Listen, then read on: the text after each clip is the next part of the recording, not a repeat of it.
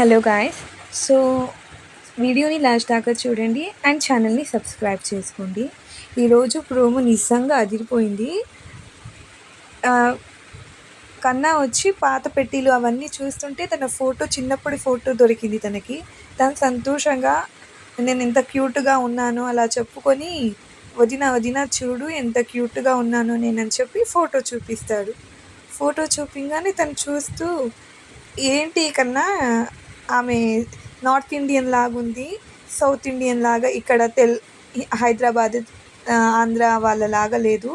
North Indian లాగా ఉంది ఏంటి" అని చెప్తుంది. ఇంకా సరే తను చెప్పిన తర్వాత ఇంకా గమ్ముగైపోతుంది. అప్పుడు కన్నా ఆలోచించుకుంటూ ఇంకా కోపంగా వాళ్ళ నాన్న దగ్గరికి వెళ్ళి, వాళ్ళ నాన్న అక్కడే ఉంటారు.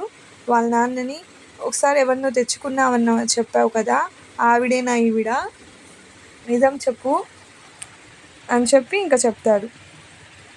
ఇంకా వాళ్ళ నాన్న మీద ఇంకా అరుస్తూ ఉంటాడు. "ఎవరో చెప్పు ఈమె ఎవరో చెప్పు. నీకు 2 పెళ్ళాలున్నారా? ఈమెని ఉంచుకున్నావా?" అలా అని చెప్పి ఇంకా అడుగుతాడు ఫుల్లుగా. సో, అడిగిన తర్వాత నిజం చెప్తావా లేదా అని చెప్పి వాళ్ళ నాన్నకి ఇచ్చేస్తాడు. అది చూసి అందరూ ఇంకా ఆశ్చర్యపోతూ ఉంటారు.